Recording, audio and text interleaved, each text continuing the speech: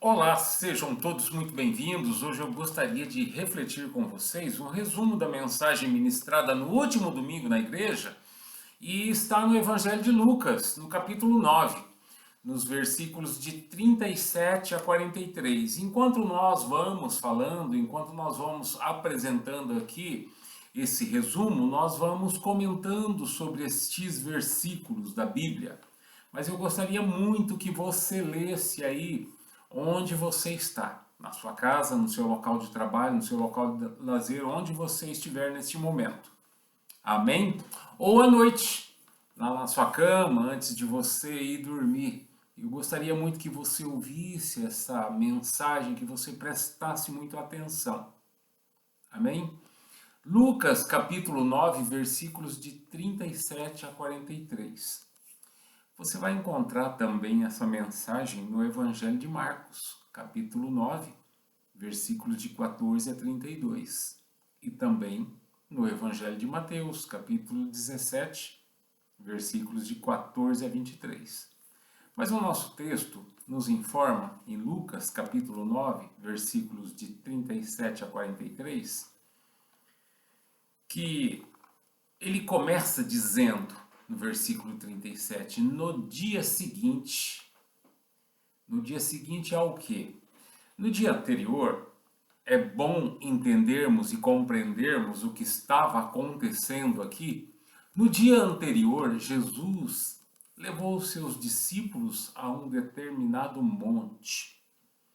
Os discípulos mais próximos dele, Pedro, Tiago e João.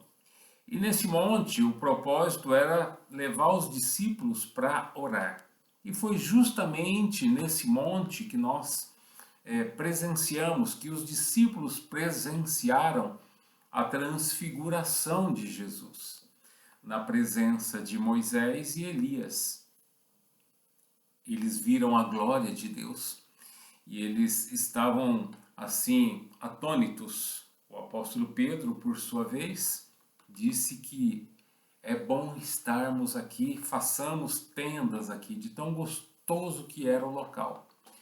Mas no dia seguinte, ao descer desse monte, Jesus encontra os seus outros discípulos. Lucas 9:37. E o cenário era o seguinte: um homem trouxe seu filho, um menino atormentado por um espírito que o impedia de falar, lançava-o no fogo, lançava-o na água e muitas vezes o machucava. E o homem informa que isso acontecia desde a infância dele. Desde a infância do menino acontece isso com ele. Ou seja, já fazem anos que esse menino está sofrendo. E o pai ainda informa, tá, que levou o menino aos discípulos de Jesus, mas eles nada puderam fazer. Não conseguiram expulsar o demônio. E a situação aqui descrita era a seguinte: um pai impossibilitado, um pai com o coração partido, sofrendo e também, consequentemente, desesperado ante o sofrimento do filho. Já não suportava mais essa dor, por vê-lo sofrer amargamente por tantos anos. E diante de uma situação que lhe parecia, assim, uma situação sem solução. De outro lado, nós temos os discípulos de Jesus impotentes diante da força do mal. E o tema da nossa mensagem hoje é justamente entender, compreender que somente Jesus Cristo é o poder e a autoridade. Primeiramente, o que nós precisamos ver é o que se passava, ou analisar o que se passava na cabeça do pai do menino. Provavelmente era: será que Jesus poderia fazer alguma coisa? Havia uma grande dúvida no coração do pai do menino. E esse pai então lança sobre Jesus sua dúvida: se podes fazer alguma coisa, tem compaixão de nós e nos ajuda. A resposta de Jesus foi surpreendente. Jesus disse ao homem: tudo é possível ao que crê. Amém, meu irmão? Amém, minha irmã? Tudo, absolutamente tudo, é possível àquele que crê, mas que crê na pessoa do Senhor Jesus Cristo. Então nós precisamos agora olhar a fé no Senhor Jesus Cristo. E essa fé no Senhor Jesus Cristo, ela muda tudo. Ou seja, nós vamos agora entender e compreender e ver os estágios da fé, que eles vão da incredulidade à fé em Jesus Cristo. Foi o que aconteceu com esse senhor. A resposta de Jesus ao homem é uma pergunta: você é capaz de crer? A impressão que nós temos aqui é que provavelmente este homem não procurou Jesus por ter certeza do seu poder, mas em função da falta de alternativas para um problema tão grave. Ele não tinha mais solução, não tinha mais esperança. E ele olha para Jesus e fala assim: é a última alternativa. Então a mesma fé que crê na solução também precisa crer na força que vem de Deus, no seu poder e na sua autoridade.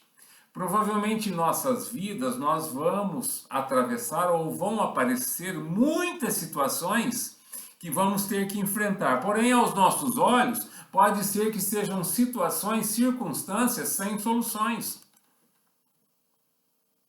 E também pode ser que nós venhamos a nos questionar, assim como os discípulos.